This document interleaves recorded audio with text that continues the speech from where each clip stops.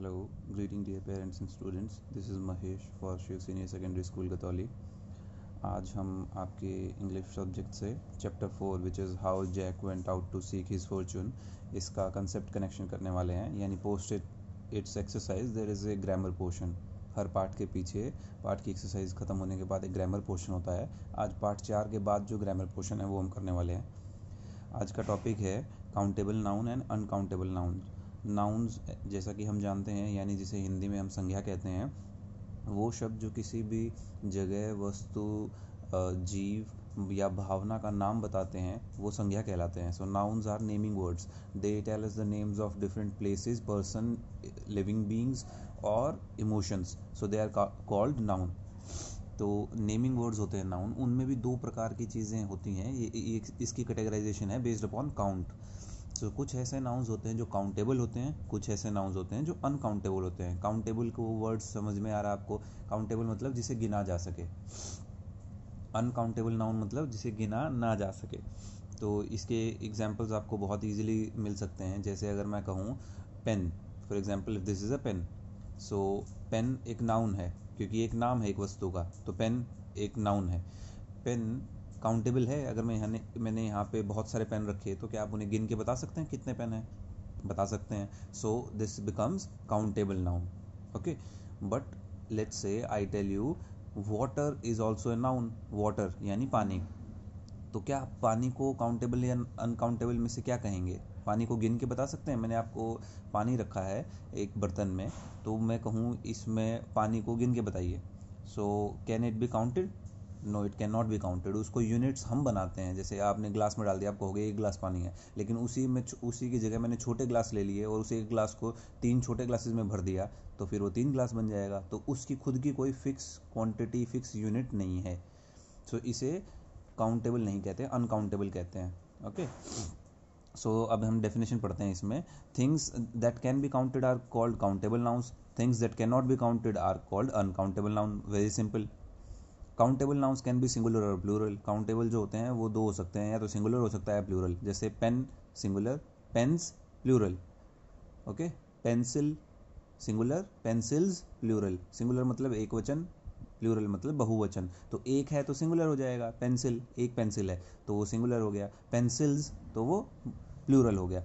अब आप इनके यूजेस देखिए. Monica needs to buy some apple to make a pie. Monica को कुछ एप्पल्स खरीदने हैं एक पाई बनाने के लिए. We were just a few minutes late in reaching the railway station. हम जस्ट थोड़े कुछ मिनट ही लेट हुए थे स्टेशन पहुंचने में.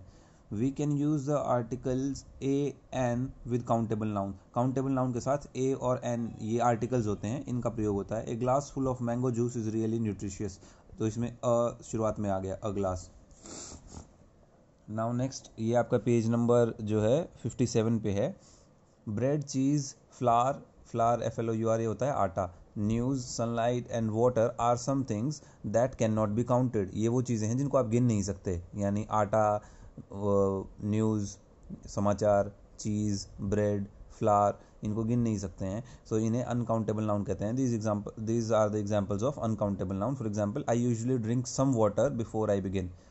मैं कुछ काम करने से पहले सुबह सुबह पानी पीता हूँ.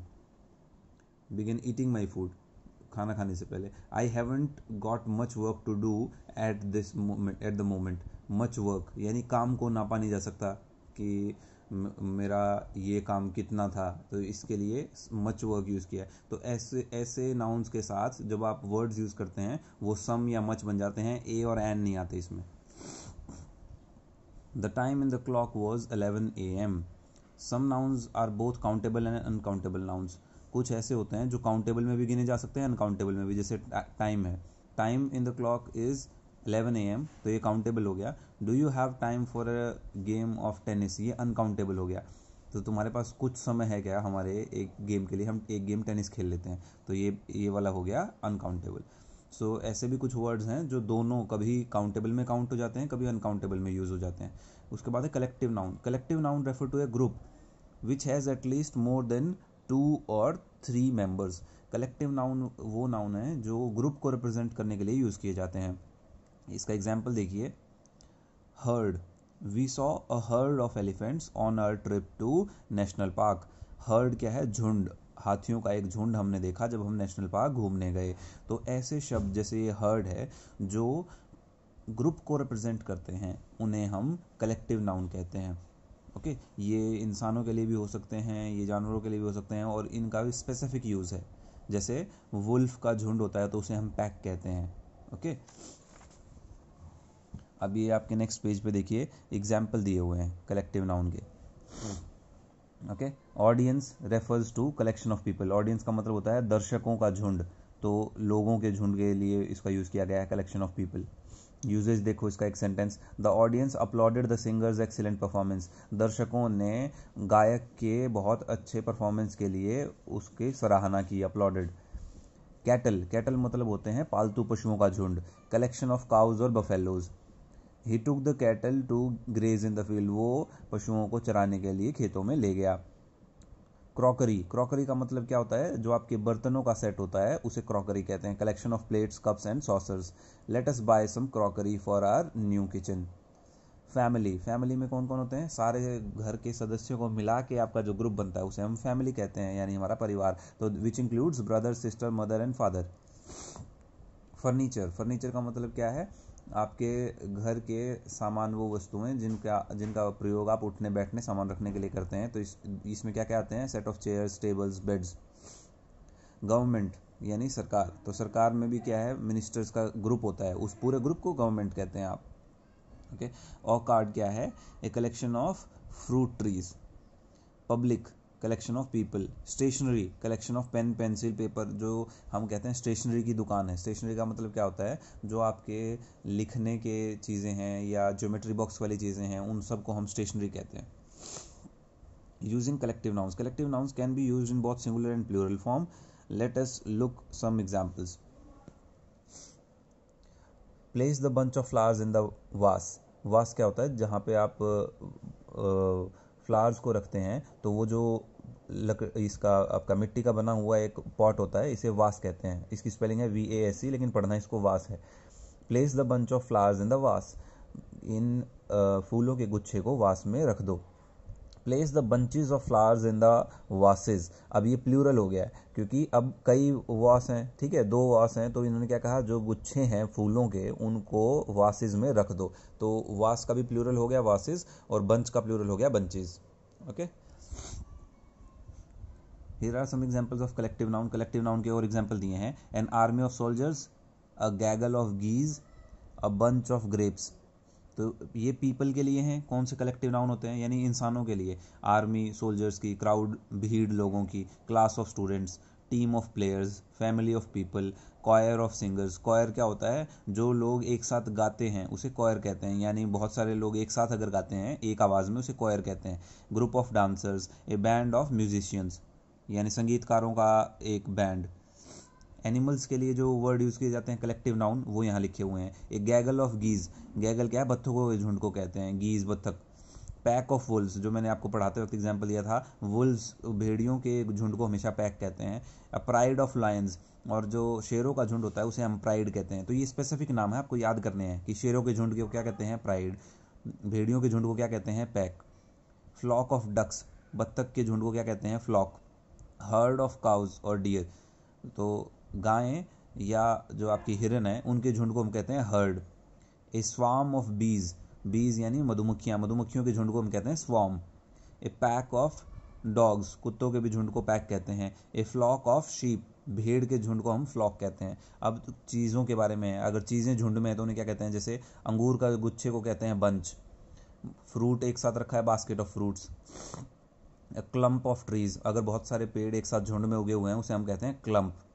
A box of crayons, crayon क्या है? वैक्स कलर जिसे आप कहते हैं। ए बंच ऑफ कीज, ये क्या, इसका क्या मतलब है? आपकी चाबियों का एक गुच्छा। ए पैक ऑफ कार्ड्स, कार्ड्स यानी प्लेइंग कार्ड्स जो होते हैं, ताश जिसे हम कहते हैं, तो उसके एक पैक को, मतलब वो एक साथ 52 पत्ते होते हैं तो उसे हम पैक कहते हैं। A group of houses, a flight of steps. तो ये सब था आपके कंसेप्ट कनेक्शन में। इसके बाद आपको प्रैक्टिस जोन करना है, इसके हम सोल्यूशन आपको भेज देंगे। अभी फिलहाल मैं आपको एक बार एक्सप्लेन कर देता हूँ। पहला प्रैक्टिस जोन 2 में पहला क्वेश्चन है, match the following. The public, public किसको कहते हैं? ए कलेक्शन ऑफ पीपल को। तो यहाँ इससे मैच हो जाएगा, ये आ जाएगा आपका ए।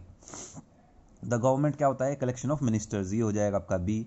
ऑर्कार्ड क्या होता है? A collection of fruit trees. Crockery क्या होता है? A collection of plates, cups and saucers. Cattle क्या होता है? A collection of cow buffaloes. तो ये आपके मैच हो जाएंगे सारे। फिर है rewrite the sentences after changing the underlined group of words into collective nouns. अब इनको कलेक्टिव नाउन में चेंज करना है। He has a garden of fruit trees in the hills. अब हमें पता है फ्रूट ट्रीज के जो गार्डन होते हैं उन्हें क्या कहते हैं? ऑर्कार्ड। तो यहाँ पे क्या लिखेंगे? He has an orchard in the hills. A lot of people arrive to see the film. अब पीपल के ग्रुप को क्या हम क्या क्या कह सकते हैं? Public. Okay, public arrive to see the film ऐसा लिख सकते हैं आप, या अ ग्रुप ऑफ पीपल लिख सकते हैं, लॉट ऑफ पीपल को। Okay, she has lost many pearls. अब ये मैनी पर्ल्स है, तो पर्ल्स के जो आपका कलेक्शन है उसको क्या कहेंगे? उसके लिए कलेक्टिव नाउन से यहाँ रिप्लेस कर देंगे। Her mother bought some grapes to make jam. तो her mother bought some grapes है, तो इसको यहाँ रिप्लेस करके कलेक्टिव नाउन से इसको दोबारा सेंटेंस बनाएंगे। इसके सब आंसर्स हम आपको लिख के आपके पास मैसेज कर देंगे फोटो में, वो फोटो देख के आप इसको यहाँ पेंसिल से भर लीजिएगा। आई होप आपको कलेक्टिव नाउन का कंसेप्ट समझ में आया होगा। उसके साथ साथ हमने और क्या पढ़ा है? काउंटेबल, अनकाउंटेबल नाउन्स, जिन्हें गिना जा सके वो काउंटेबल, जिन्हें ना गिना जा सके अनकाउंटेबल। कलेक्टिव नाउन जो ग्रुप को रिप्रेजेंट कर सकते हैं, ऐसे नाउन होते हैं। कुछ ऐसे नाउन्स भी होते हैं जो काउंटेबल और अनकाउंटेबल दोनों में आते हैं। उसका एग्जाम्पल हमने पढ़ा टाइम।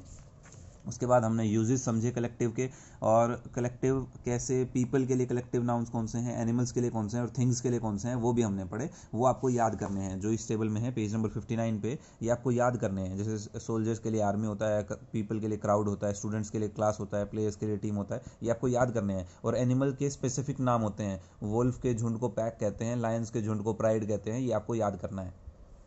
ओके, आई होप आपको ये चीज़ें समझ में आई हैं। एंड आपको जैसे ही ये फ़ोटो मिल जाए जिससे आपको प्रैक्टिस जोन 2 करना है, तो इसको पेंसिल से फिल कर लीजिएगा। Okay, keep studying, take care.